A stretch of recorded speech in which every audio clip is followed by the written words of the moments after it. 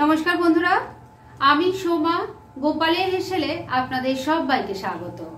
পটল দিয়ে তো বন্ধুরা আপনারা নিশ্চয়ই অনেকে অনেক রকম রেসিপি ট্রাই করেছেন। আমিও আমার চ্যানেলে অনেক ধরনের পটলের রেসিপি শেয়ার করেছি, তবে আজকে যে রেসিপিটা শেয়ার করব সেটা কিন্তু একদম আলাদা। খেতেও যে কি অসাধারণ হয়, খুব সামান্য কিছু ঘরোয়া উপকরণেই কিন্তু এটা তৈরি হয়ে যাবে। আর এটা ভাত রুটি দুটোর সাথেই পরিবেশন করতে পারবেন। তাই চলুন আর একটু সময় নষ্ট না করে রান্নাটা করে ফেলি। আজকে পটল দিয়ে যে দুর্দান্ত স্বাদের রান্নাটা করছি তার জন্য কড়াইয়ে তেল গরম করে নিয়েছি। এর মধ্যে প্রথমেই অল্প নুন দিয়ে দিলাম। এবার এর মধ্যে পটল ভেজে নেব।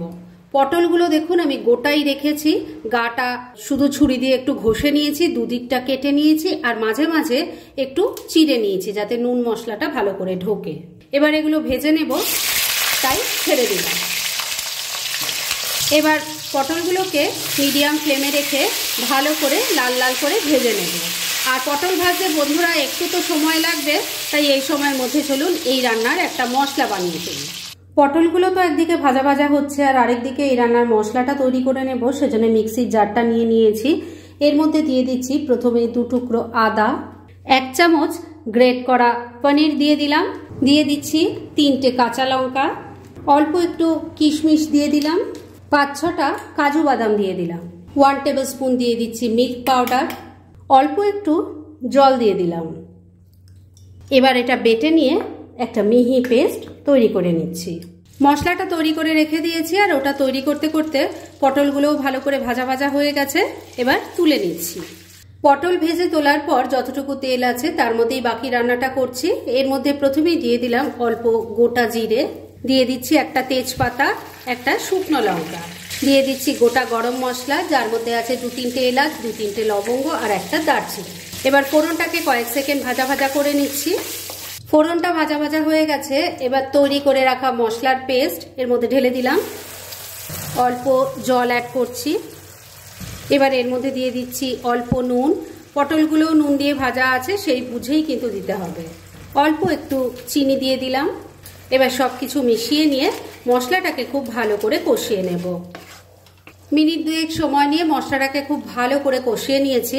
এবার গ্রেভির জন্য জল দিয়ে দিচ্ছি। মিক্সির মধ্যে অনেকটা মশলা লেগেছিল, তার মধ্যেই জল নিয়ে দিয়ে দিলাম। ভালো করে মিশিয়ে নিচ্ছি। সবকিছু ভালো করে মিশিয়ে নিয়েছি। এবার ঝোলটা ফুটে ওঠা অবধি একটু অপেক্ষা করতে হবে। ঝোলটা দেখুন ভালো করে ফুটে গেছে। এবার ভেজে রাখা পটলগুলো দিয়ে দিলাম, ভালো করে মিশিয়ে নিচ্ছি।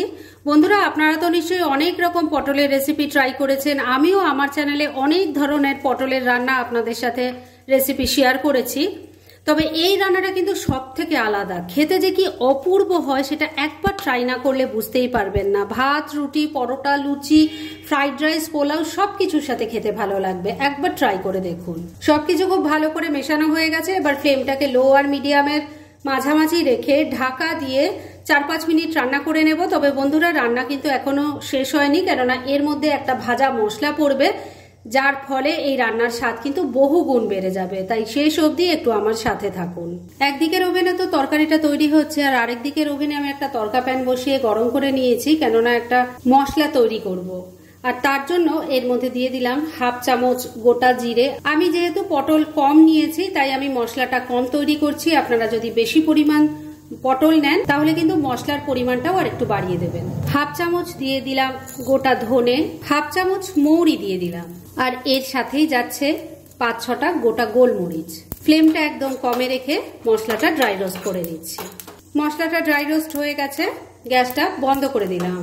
এবার এটাকে নামিয়ে রাখছি, ঠান্ডা হয়ে গেলে গুঁড়ো করে নেব।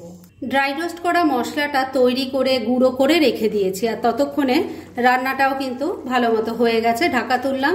আমি একবার ঢাকা তুলে একটু নাড়াচাড়া করে দিয়েছিলাম আর নুন মিষ্টিটা চেক করে নিয়েছিলাম।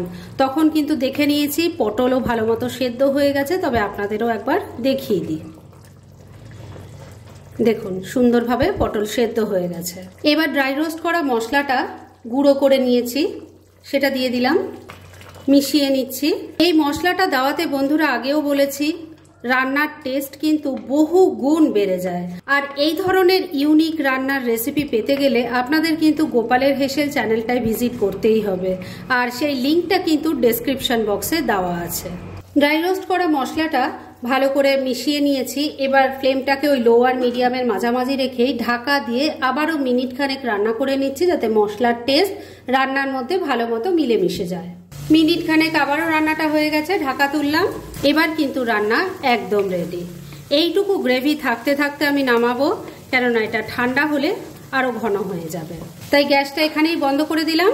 আর এবার মিনিট দুয়েকের জন্য এটাকে স্ট্যান্ডিং টাইমে ঢাকা রাখছি, আর তারপর সার্ভ করে আপনাদের দেখাচ্ছি। ফ্রেন্ডস, পটলের এই দুর্দান্ত স্বাদের নিরামিষ রেসিপি একদম রেডি হয়ে গেছে এবং আমি সার্ভ করে দিয়েছি। ভীষণ ইজি রেসিপিটা, খুব কম সময় কম উপকরণে এটা তৈরি হয়ে যায়, অথচ খেতে যে কি অপূর্ব হয় সেটা একবার ট্রাই না করলে বুঝতেই পারবেন না। তাই দেরি না করে পারলে এটা আজই একবার বানিয়ে ফেলুন, আর তারপর কেমন লাগলো সেটা প্লিজ কমেন্ট করে জানাবেন। এরকম ধরনের অনেক ভালো ভালো নিরামিষ রান্নার রেসিপি আপনারা গোপালের হেসেল সার্চ করলেই পেয়ে যাবেন, যার মধ্যে থেকে কিছু কিছু আমি সাজেস্টেড বক্সেও দিয়ে দেব, সেখান থেকেও আপনারা দেখে নিতে পারেন। তাই গোপালের হেসেল অবশ্যই ভিজিট করুন। আর আপনারা কেমন ধরনের রেসিপি চাইছেন সেটাও